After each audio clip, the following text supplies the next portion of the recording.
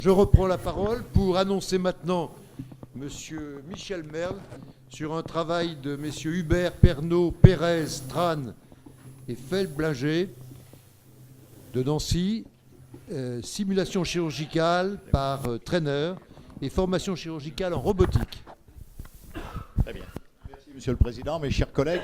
Je voudrais introduire, si vous le permettez, Jacques Hubert, qui est le chef de service d'urologie au CHU de Nancy, qui a été mon interne, il a eu du mérite. Il a fait un travail remarquable quand il était jeune au laboratoire d'anatomie sur le plexus brachial, qui est un sujet qui m'est particulièrement cher. Et il a développé surtout une activité extraordinaire dans le domaine de l'urologie. C'est un greffeur, un transplanteur. Et quand le robot est arrivé, bien entendu, il s'en est emparé là où il le fallait, avec beaucoup de sérénité et beaucoup de rigueur. Son problème a été de transmettre et d'éduquer les nouvelles générations de chirurgiens. Et à travers l'école de chirurgie de Nancy, il a mis au point un modèle qui, je pense, a le mérite de vous intéresser, si vous le permettez de l'entendre. Je vous remercie. Merci. Merci, Monsieur Merne, pour cette introduction. Nous avons bénéficié pour ces travaux de l'école de chirurgie qui était initialement le laboratoire de chirurgie expérimentale que vous aviez développé à Nancy. Monsieur le Président, mes chers maîtres, mes chers collègues, merci de me permettre de présenter cette expérience qui nous tient à cœur, puisque ça fait quand même maintenant une dizaine d'années que nous travaillons sur la robotique et que nous sommes posé les questions de cette transmission du savoir et de l'entraînement. Donc notre communication ne détonne pas du tout par rapport aux communications antérieures, puisqu'on a parlé de l'école de chirurgie tout à l'heure, on parle d'accréditation, et c'est vrai que la simulation pourra peut-être intervenir dans l'évaluation des chirurgiens. On a évoqué tout à l'heure la formation chirurgicale de nouveaux internes. Ceux qui ont les tempes grises ont tous vécu cette formation en chirurgie ouverte avec le modèle qui était appelé modèle alstédien, où il y a un chirurgien, un aide. C'est un compagnonnage avec 2 chirurgiens autour d'un patient qui permettait à un novice de voir opérer le senior, d'être aidé par lui et ensuite de pratiquer lui-même. Est apparu au fin des années 80 la celliochirurgie. On avait aussi un petit peu de compagnonnage puisqu'il y a une proximité entre le chirurgien et son aide. Mais malheureusement, le début de cette expérience s'est fait un petit peu aux dépens du patient, puisqu'on a vu réapparaître dans les années 80 des complications, notamment pour la voie biliaire, qu'on ne connaissait pas en chirurgie ouverte. Depuis, la formation s'est nettement structurée. Et on a vu apparaître les pelvitrainers qui permettent de s'entraîner avant de passer à l'étape clinique. On a les modèles animaux. Sur lesquels maintenant tous nos internes passent au cours de leur apprentissage. Vous avez aussi les simulateurs, dont certains sont particulièrement performants, puisque celui-ci, par exemple, permet de faire des cholécystectomies avec des différents niveaux de complexité. Aux États-Unis, sont apparus les FLS, Fundamentals of Laparoscope Surgery, c'est des formations et des évaluations qui sont obligatoires pour un chirurgien avant de pouvoir prétendre à une activité chirurgicale laparoscopique. La robotique, fin des années 90, là c'est le premier robot, c'était une pièce de théâtre de Karel Čapek dans laquelle apparaissait ce robot qui était un humanoïde qui faisait des actions. Donc là c'est un robot, c'est-à-dire qui fait des actions qui sont préprogrammées. Là, ce dont nous parlons, ce sont actuellement des télémanipulateurs, puisqu'on a le maître esclave. Le maître, pour l'instant, reste le chirurgien, et il commande le robot, donc le télémanipulateur à distance. Alors, quels sont les robots qui sont apparus? Le premier, c'est ESOP. ESOP, c'était un bras manipulateur pour l'optique. Cette partie-là était fixée sur la table d'opération et par commande vocale, on faisait se déplacer l'optique grâce à ce bras. Computer Motion a développé ensuite Zeus qui est ni plus ni moins que ESOP plus 2 bras supplémentaires. Le gros avantage, c'est qu'il utilisait des instruments standards de laparoscopie. Gros avantage pour les chirurgiens du point de vue financier, mais gros inconvénient pour la firme, puisque c'est des instruments qu'on pouvait utiliser ad vitam. Et donc Intuitive Surgical, qui est apparu après, a bien compris cette leçon. C'est le robot qu'a utilisé Jacques Marescot pour faire la téléchirurgie entre New York et Strasbourg. Donc le Da Vinci, développé par Intuitive Surgical, fin des années 90. Donc voilà l'ancêtre du Da Vinci. Donc c'était les sociétés IBM, NASA, etc. qui se sont des personnes de ces différentes sociétés qui ont conçu ce robot, qui aboutit à ça, donc qui est actuellement le Da Vinci S, qui permet aux chirurgiens de commander le robot à 3 mètres de distance. petite historique. Da Vinci en Europe en 2000, donc il y avait 15 robots implantés, c'était l'année où nous avons acquis le robot à Nancy, 15 robots en Europe, voici ce qu'il en est actuellement, il y en a 350. Aux États-Unis, même année 2000, il y en avait 15, donc Europe et États-Unis, même nombre. Là, ce qui se passe aux États-Unis actuellement, 1500. Et cette augmentation des implantations, manifestement, passe l'Atlantique. Et on a, par exemple, en France, l'année dernière, 15 nouveaux robots qui ont été installés. Il y en a actuellement 52, dont plus de la moitié dans le secteur libéral. Il y a une grosse expérience maintenant en chirurgie robotique. L'année dernière, il y a eu 1,8 million d'interventions réalisées au robot. Et donc, on a pu avoir des papiers qui sortent sur les courbes d'apprentissage. Là, en particulier, cet article-là, qui comparait la courbe d'apprentissage en laparoscopie. Vous voyez qu'il y a une pente légèrement descendante, mais certains ont dit qu'il fallait entre 20 et 250 actes pour sortir de sa courbe d'apprentissage. Ici, c'est la laparoscopie assistée par robot pour la prostatectomie. Vous voyez, donc on atteint une asymptote à peu près à 20 cas. Si on considère que la durée opératoire. Là, c'est un article sur la chirurgie du bas rectum au robot. Vous voyez que sur les deux, on a à peu près cette courbe d'apprentissage de 20 cas. Le problème, c'est que cette courbe d'apprentissage s'est faite sur l'humain. La question est comment essayer de la réduire, essayer de la faire en étape préclinique, de manière à ne pas en faire pâtir le patient. Puisque, donc, sur cette étape préclinique, essayer d'obtenir que le chirurgien soit suffisamment entraîné. Pourquoi ? Pour diminuer les risques liés aux soins, pour diminuer l'occupation de la salle, puisque lorsqu'on opère, on met 2 fois plus de temps, donc on occupe la salle plus longtemps. Il y a un problème éventuellement financier, puisque, notamment en libéral, mais également de plus en plus en public avec la T2A. Un problème médico-légal. Une formation préclinique peut être un élément qui prouvera l'application qu'aura eu le chirurgien à se former avant de se lancer dans une technique nouvelle. Donc c'est quelque chose à quoi les juges sont particulièrement attentifs. Donc le problème est comment arriver à cette formation préclinique. Alors qu'est-ce qui existe actuellement ? C'est la formation fournie par Intuitive. On achète un robot. Il va être installé au bloc opératoire. Intuitive va former les chirurgiens pendant 2 jours dans un des centres de formation, formation qui a été appelée commerciale. Il y a une haute qualité des formateurs et Intuitive délivre un certificat à l'issue de cette formation. Ensuite, ils assurent un proctoring, c'est-à-dire qu'il y a un expert qui va assister aux 2-3 premières interventions du chirurgien, mais charge à lui ensuite de se former, visionner des vidéos, assister à des interventions, assister à des congrès, éventuellement d'autres solutions comme partager les temps opératoires. Donc c'est quelque chose qui n'est pas très structuré et qui n'est peut-être pas, satisfaisant actuellement. Intuitive le dit d'ailleurs, on le retrouve sur son site internet. Lorsqu'on va sur le site, on retrouve ces notions. Intuitive, donc l'entraînement d'Intuitive n'a pas pour intention à se substituer à une formation médicale ou à une certification. Autre phrase, Intuitive Surgical n'est en aucun cas responsable de l'accréditation, de la formation des chirurgiens dans une procédure chirurgicale. Donc, un programme de robotique structuré, qu'est-ce qu'il y faudrait ? Il faut absolument se familiariser avec l'interface robotique. C'est comme la conduite automobile, c'est comme le pilotage d'un avion. On ne va pas se lancer, être lâché en avion si on ne sait pas maîtriser les manettes. Lorsque vous avez appris à conduire, vous avez appris à trouver de façon automatique les pédales, l'embrayage, vous savez où sont les essuie-glaces, vous savez le clignotant, etc. Et vous vous consacrez à la conduite automobile, à la route. Et là, en chirurgie robotique, c'est exactement la même chose. Le robot, il a des manettes, il y a des pédales, il y a un certain nombre de choses avec lesquelles il faut se familiariser. Il faut ensuite acquérir des réflexes spécifiques, exploiter les avantages du robot. On met entre nos mains une Lamborghini ou une Ferrari, etc. Tous ceux qui en ont l'expérience, peut-être nombreux dans cette assistance, savent que ça ne se conduit pas comme une 4L ou une 2 chevaux. Il y a aussi la nécessité d'être efficace comme bedside surgeon, c'est-à-dire le chirurgien qui est près du patient, puisque le chirurgien opérateur est à distance, il est à 3-4 mètres, il est déstérilisé, il ne peut pas intervenir en cas d'urgence. Donc il faut qu'il connaisse les problèmes qui peuvent survenir sur la table et pouvoir aider à les résoudre. Donc il y a des tas de gags qui peuvent survenir. Et puis ensuite réaliser les actes chirurgicaux de base avant de se lancer dans la chirurgie. Alors comment répondre à ces questions ? Alors on s'est basé un petit peu sur notre expérience. puisque le robot, nous l'avons acquis en 2000. À cette époque, il n'y avait pas de DVD, il n'y avait pas de site internet, il n'y avait pas de workshop, il n'y avait pas de congrès, il n'y avait pas d'équipe leader à visiter.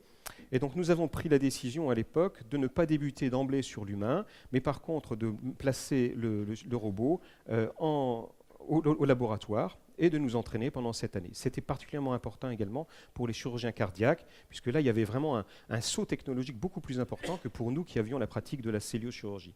Donc voilà notre CHU, le laboratoire qui est à la fac, le robot qui a été installé dans les locaux.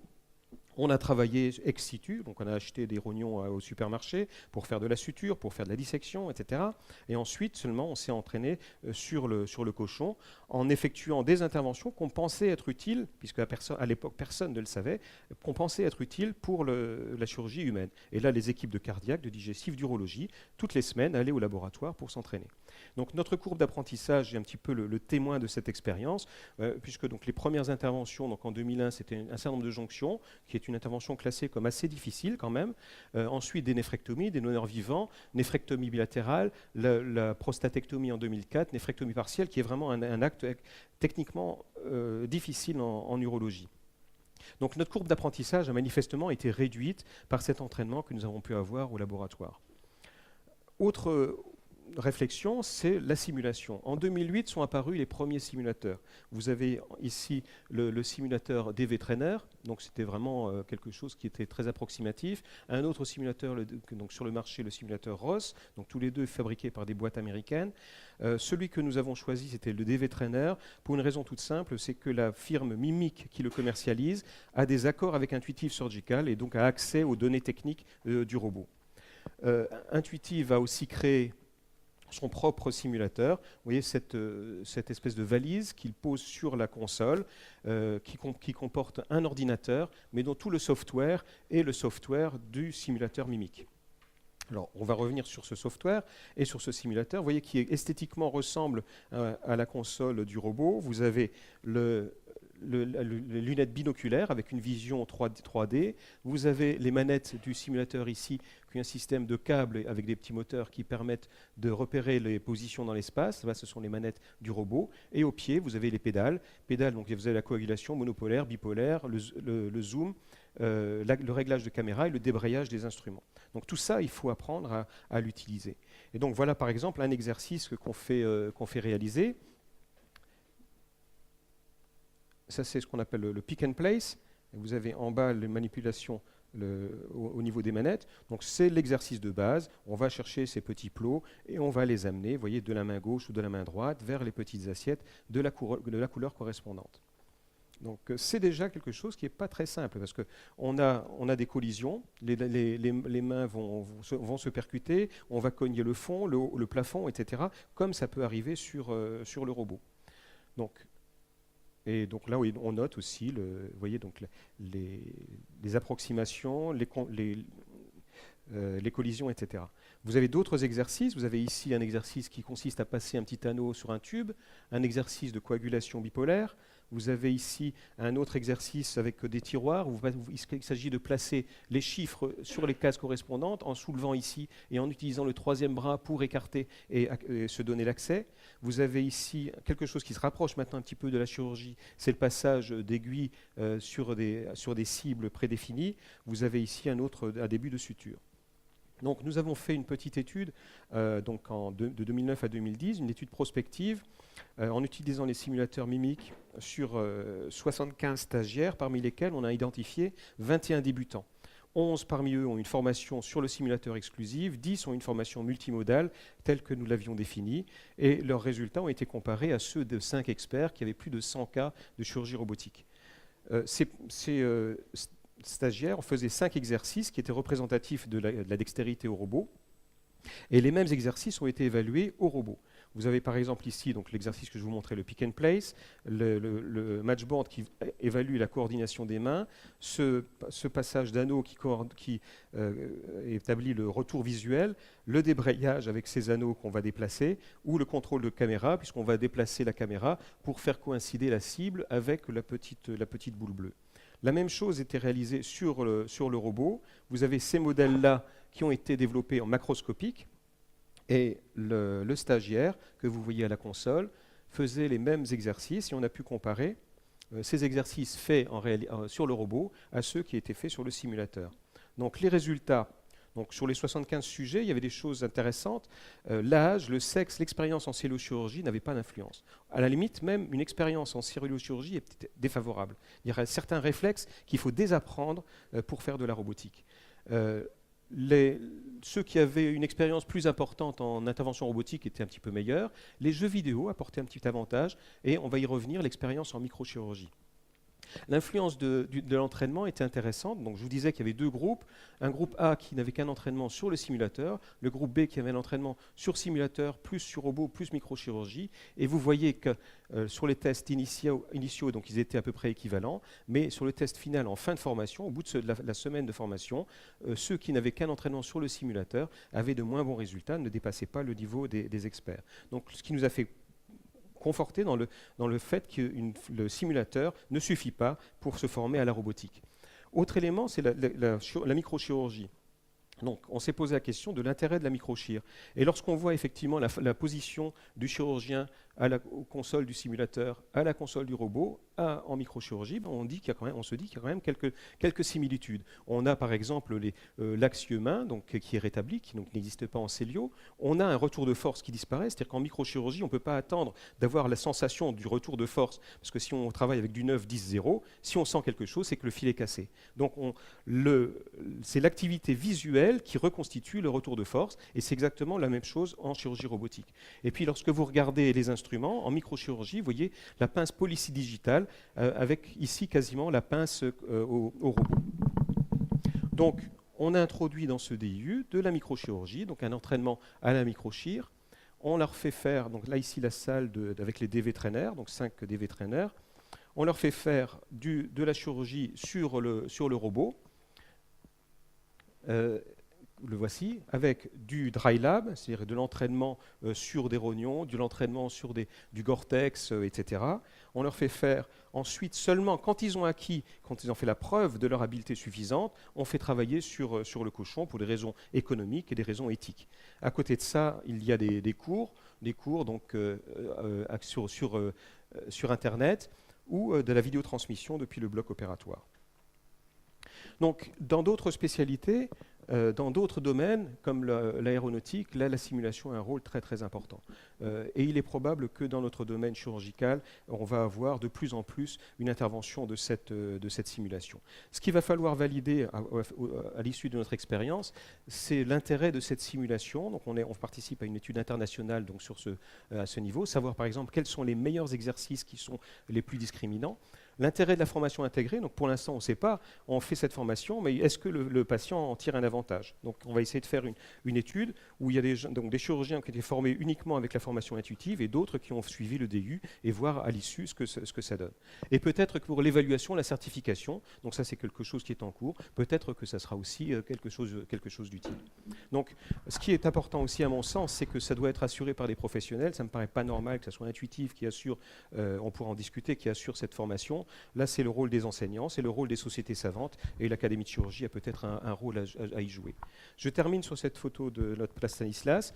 Je sais que l'Académie s'était déplacée pour une séance extramuros en 93, organisée par M. Merle. Donc on vous invite à y revenir, puisqu'elle a beaucoup changé, elle a été transformée, elle est beaucoup plus agréable encore qu'elle ne l'était à l'époque. Voilà, merci pour votre attention. Alors, nous avons un intervenant, Michel Germain. Donc, chers confrères, 1000 fois d'accord avec ce que vous avez dit.